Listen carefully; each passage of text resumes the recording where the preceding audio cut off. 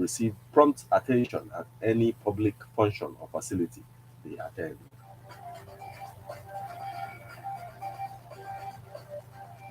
Senator Chris Ngigewu attended the ceremony and the octogenarians and non-octogenarians for attaining such an old age in good health and announced a bumper package for their upkeep. According to me, henceforth a concerned citizen of Allah, I will be sending drugs or its cash equivalent every month to all the 120 octogenarian and non-octogenarian in the area for their upkeep as my personal contribution to the welfare of aged ones in our midst.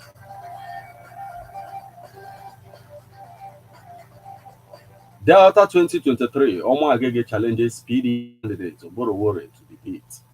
As the countdown to the 2023 general elections begins, Deputy Senate President and All Progressive Congress APC governorship candidate in Delta State, Senator Obia Amoor Agege, has called out the governorship candidate of the People's Democratic Party (PDP) in the state, Right Honorable Sheriff Oborowore, to a national debate. The APC flag bearer, who had in the last few weeks intensified his word-to-word campaign across the three senatorial districts, berated the PDP candidate, Honorable Oborowore, also Speaker, Delta State House of Assembly, for hiding behind his political godfather and vice presidential candidate of the PDP, Governor Ifeanyi Okowa, in his campaigns. While expressing the needs for Deltans to be well known, the manifestos of the various political parties vying for governorship seat in the state, Omoagege urged the people to pressurize the PDP governorship candidate to personally speak to them in an open debate to sell his agenda. He noted such an open debate would also afford Honorable Oborowore the right opportunity of telling Deltas what he has done as the longest serving speaker and what he would do as a governor if elected into office in 2023.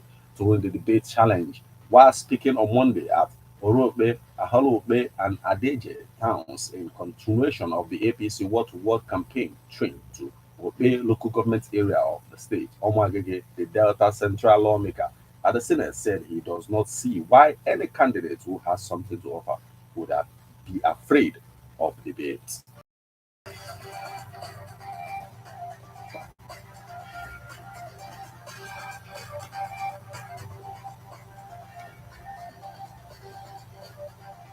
Federal government begins cash grants to vulnerable groups in Anambra. The Ministry of Humanitarian Affairs, Disaster Management and Social Development, Sadia Omar Farouk, has begun distribution of cash grants to vulnerable groups in Anambra State. The event at the Prof. Dora Akunyili Women's Development Center in Oka Tuesday attracted Governor Chukwuma Soludo and traditional rulers. The Social Investment Program (NSIP) is a program of federal government under the leadership of the President Muhammadu Buhari, designed to specifically give a lifting hand to many of the poorest and vulnerable citizens in the country. It is being implemented in close partnerships with state governments. Farouk was represented by Mr. Charles Anielo, who said the target in Anambra State was to disburse the grant to 3,222 beneficiaries across the 21 local government areas. Abducted naval officer rescued in Anambra. A source from the state naval outfit confirmed the incident on condition of anonymity, said the officer, a lieutenant simply identified as Ozuowa, was rescued by the military without any ransom paid. The victim, currently serving at Nigerian Navy ship NNS Urubo, was reportedly kidnapped on Sunday at Opiweka area of the city around 6:30 p.m. alongside unconfirmed numbers of civilians. Ozoa was on transit from Port Harcourt, Rivers State capital, after he was released last Friday to attend his long course program. When the incident happened, he was ambushed with others, regrettably, at the Upper Iweka area in Onitsha. Quick response force (QRF) was deployed immediately, the source said. The news gathered the troops of Nigerian Army have been deployed at entry and exit points in the state, particularly in and around Onitsha, on stop and search following the development.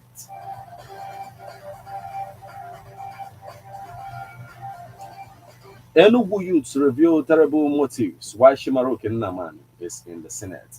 Enugu East Concerned Youth Forum has accused the senator representing Enugu East Senatorial District, Dr. Shimaroke Nnamani, of occupying their seat in the Senate out of his selfish interests. The forum made this known to newsmen, citing a video released by the senator purporting that he empowered 50 members of the constituent with a refrigerator after days of training. The coordinator, Nande Chukwu, said that the senator had never engaged his district nor attracted any project to the zone since he was elected, and noted that the video in circulation was just a coordinated script to show off because the election is near. Comrade Chukwu is, in a statement, asked, how can you claim to train people on skills and empowerment with a refrigerator? Who are the people empowered, and where did you select them from? He also insisted that 50 refrigerators for 8 years in the Senate is nothing but an insult to the people of Enugu East Senatorial Zone. Also, Secretary of the Forum, Comrade Chukwuebuka Nwato, in his own statement, said that the show up from the senator was because he noticed that people of the zone are tired of him and advised the good people of Enugu East to ignore his deception. He insisted that Senator Nnamani has been in the Senate to represent his pocket and must not be allowed to continue robbing Enugu East of quality representation.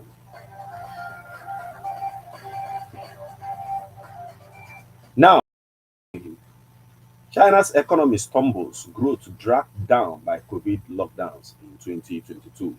The Chinese economy has one of its worst performances in decades last year as growth was dragged down by numerous COVID lockdowns, followed by a deadly outbreak in December that swept across the country with remarkable speed.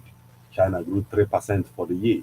Numbers released on Tuesday show much less than in 2021 and short of Beijing's target of 5.5%. Other than 2020, it was the most disappointing showing since 1976, the year Mao Zedong died, when the economy declined by 1.6%. The government's strict zero COVID restrictions cast a pall over 2022, strangling the economy with frequent quarantines, regional lockdowns, and massive spending to pay for widespread testing. Then on December 7th, China lifted the policy without warning after nearly 3 years. Within weeks, the virus had infected hundreds of millions of people, killed many older residents, and left factories, offices, and restaurants bereft of workers and customers. The policy reversal by Xi Jinping, China's top leader, has sparked hope that the economy will regain its footing this spring.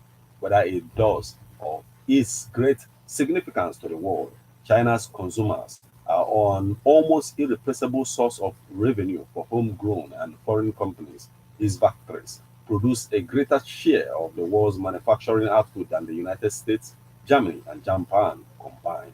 The Chinese Communist Party has depended on growth for political legitimacy despite the blow inflicted by zero COVID.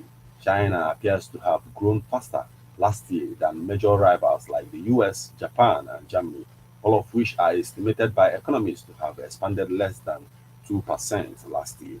In the decade before the pandemic, China's economy was one of the world's most dynamic, growing an average of 7.7% a year.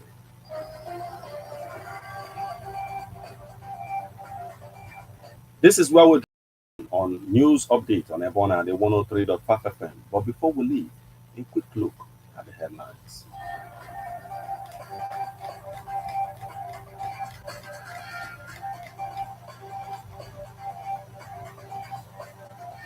Insecurity, Ngige's Anambra community mounts 50 CCTV cameras. Delta 2023, Omo Agege challenges PDP candidate Oborowore to debate. Federal government begins cash grants to vulnerable groups in Anambra. Abducted naval officer rescued in Anambra. Enugu,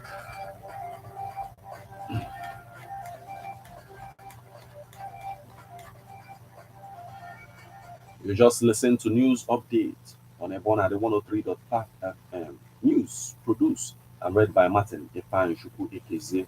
Thank you for listening to Ebona the 103.5 FM news update. Once again, good evening.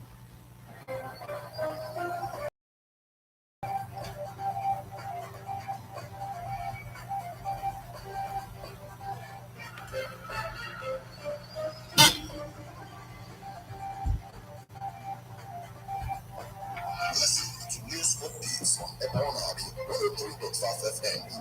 Thank you for listening. Like the video, subscribe to the channel, and then you get more updated on whatsoever is going on in Nigeria and the rest of the world. This is how it is. So subscribe, all right? Thanks.